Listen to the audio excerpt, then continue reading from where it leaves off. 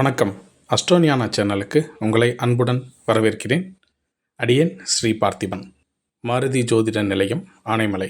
இப்போ நம்ம பார்க்க போகிறது மகர ராசிக்கான பலன். மகர ராசியில் 2 ராகுவும் 8 கேதுவும் இருந்து பலன்களை தராங்க. 2 இருக்கக்கூடிய ராகு உங்களுக்கு அருமையான சம்பாதிக்கக்கூடிய வாய்ப்பை தருவார். பணம் சம்பந்தமாக உங்களுக்கு எல்லா தேவைகளும் பூர்த்தி செய்வதற்கான சூழ்நிலையை உருவாக்கி தருவார். வருமானம் முன்னேறும். தொழில் செஞ்சீங்க அப்படின்னா லாபம் முன்னேறும். ஒரு ஒர்க்கில் இருக்கீங்க அப்படின்னா உங்களுக்கான இன்க்ரிமெண்ட் அந்த தடவை நிச்சயமாக நீங்கள் எதிர்பார்க்கறதுக்கு மேலே கிடைக்கும். அதே போல் பேச்சில் ஒரு நல்ல முன்னேற்றம். நீங்கள் போய் பேசுனா மதிப்பாங்க. நீங்கள் போய் பேசுனா காது கொடுத்து கேட்பாங்க. நீங்கள் சொல்கிறத அண்டர்ஸ்டாண்ட் பண்ணிப்பாங்க. ஸோ இது ரெண்டும் ஒரு சுமூகமான சூழ்நிலை. நம்ம போய் ஒருத்தர்கிட்ட அப்ரோச் பண்ணி பேசுறதுக்கும் அதன் மூலமாக லாபத்தை ஈட்டுக்கிறதுக்கும் ஒரு அருமையான காலமாக ராகு பகவான் உங்களுக்கு தராரு. இந்த கேது என்ன தராரு அப்படின்னா, 8ஆம் இடத்துல இருக்கக்கூடியவர் கொஞ்சம் மன அழுத்தத்தை தருவார்.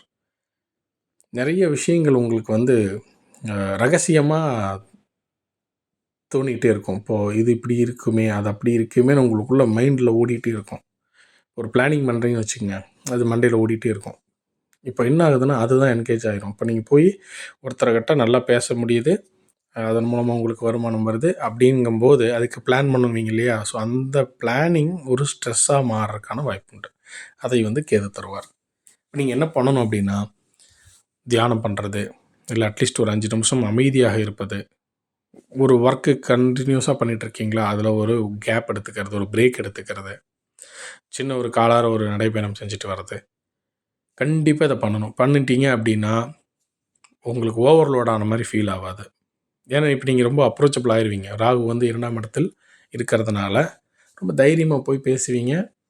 பேசும்போது அவங்க திரும்பி உங்களுக்கும் பரவாயில்லையே, நீங்கள் இவ்வளோ தூரம் சொல்கிறீங்க, நீங்களே பண்ணுங்கள் அப்படி சொல்லிட்டு பொறுப்புகளும் கொடுத்துருவாங்க. அதனால் நான் அடுத்தடுத்து ஓடிக்கிட்டே இருக்கக்கூடிய சூழ்நிலை. ஏன்னா நமக்கு வருமானமும் வரும்போது நம்ம நிச்சயமாக சரி செய்யலான்ட்டு ஒரு ஸ்ட்ரெஸ்ஸில் போய் உட்காந்துருவோம். அதை நீங்கள் தவிர்க்கிறதுக்கு கண்டிப்பாக ஒரு பிரேக் எடுத்துக்கிறது ரொம்ப முக்கியம். அப்பப்போ ரெஸ்ட் எடுத்துக்கிறது ரொம்ப முக்கியம். மனசை அமைதியாக வச்சுக்கிறது ரொம்ப முக்கியம். நல்ல ஒரு ஹேபிட்ஸ் உருவாக்கிக்கிங்க. என்ன பேசணும், என்ன பேசக்கூடாது, எவ்வளோ நேரம் வேலை செய்கிறோம், இந்த வேலை இவ்வளோ நேரம் செய்கிறதுல இடையில ஒரு பிரேக். இப்போ படிக்கிறீங்க, நீங்கள் ஸ்டூடெண்ட்டாக இருக்கீங்களா, தொடர்ந்து படிச்சுட்டே இருக்கக்கூடாது. இடையில ஒரு பிரேக், ஒரு 10 மினிட்ஸ் பிரேக் எடுத்துகிட்டு மறுபடியும் படிக்கும்போது அந்த ஸ்ட்ரெஸ் இருக்காது. வேலைக்கு போகிறீங்க, வேலை செய்கிறீங்க, காலையிலேருந்து ஈவினிங் வரைக்கும் ஒர்க்கு பிஸி, ப்ராஜெக்ட் பிஸி, இடையில ஒரு பிரேக், ஒரு 5 மினிட்ஸ் 10 மினிட்ஸ் பிரேக் எடுத்துக்கல அப்படின்னா நிச்சயமாக உங்களுக்கு ஸ்ட்ரெஸ்ஸும் சேர்ந்து வரும். எப்படி வாய்ப்புகள் வருது, ஒரு வருமானம் வருது, அது கூடவே ஸ்ட்ரெஸ்ஸும் வரும். அப்போ நமக்கு அந்த ஸ்ட்ரெஸ் தேவையில்லாதது. நிச்சயமாக உங்களுக்கு வருமானம் வாய்ப்பு உறுதி. அப்போது அந்த ஸ்ட்ரெஸ் இல்லாமல் பண்ணுறதுக்கு நம்ம பிரேக் எடுத்துக்கிறது ரொம்ப முக்கியம். அதை மட்டும் ஃபோக்கஸ் பண்ணால் போதும். வேறு இப்போதைக்கு எந்த இன்வெஸ்ட்மெண்ட், ஒரு நல்ல காரியம், ஒரு திருமண வைபவம், இந்த மாதிரி எல்லாம் செய்கிறது, இது எதுவுமே குடும்பத்தில் நடந்தால் கலந்துக்குங்க. நீங்கள் முன்னிறுத்தி இல்லை உங்கள் சார்ந்து எந்த ஒரு ஃபங்க்ஷன்ஸும் இப்போ வேண்டாம். இப்போ நீங்கள் பண்ண வேண்டியது உங்களுடைய தொழில் செய்கிற இடத்துலையும் சரி, உத்தியோக இடத்துலையும் சரி, குடும்பத்துலேயும் சரி, உங்களுடைய தனித்துவத்தை வளர்த்துக்கிறது, நீங்கள் உங்களை பொசிஷன் பண்ணிக்கிறது. இதுதான் இந்த காலம். ஸோ நல்லபடியாக எல்லாருக்கூடையும் பேசுங்க, எல்லாருக்கூடையும் சுமூகமாக வச்சுக்குங்க. பணம் சம்பாதிப்பதற்கும் லாபம் சம்பாதிப்பதற்கும் அந்த காலத்தை பயன்படுத்திக்கிங்க. மாணவர்களாக இருந்தீங்கன்னா படிங்க, இடையில பிரேக் எடுத்துகிட்டு படிங்க. நீங்களே ஸ்ட்ரெஸ் ஆகிக்காதீங்க. நல்லா தான் படிச்சுட்ருக்கோம், ஆனால் ஸ்ட்ரெஸ் ஆகணும்னு அவசியம் இல்லை. நல்லா சம்பாதிக்கிறோம், நல்லா வேலை செய்கிறோம், ஸ்ட்ரெஸ் ஆகணும்னு அவசியம் இல்லை. அவ்வளோதான். குடும்பத்தில் நம்ம முக்கியமாக இருக்கும், நம்ம எல்லா விதத்துலேயும் நம்ம பொறுப்பு. ஆனால் ஸ்ட்ரெஸ் ஆக்கி தேவையில்லை. இதுதான் விஷயம். இதை இந்த காலத்தில் நீங்கள் செய்யுங்க. முடிஞ்ச வரைக்கும் ஏழைகளுக்கு, இல்லை யாருக்குனாலும் கோயிலில் இருக்கிறவங்க அவங்களுக்கெல்லாம் போயிட்டு உணவு தானம் கொடுங்க. அதே போல் முடிஞ்சால் கோயிலில் போய் சுவாமி தரிசனம் பண்ணிட்டு வாங்க. வீட்டில் முடிஞ்சால் விளக்கு பொருத்துங்க.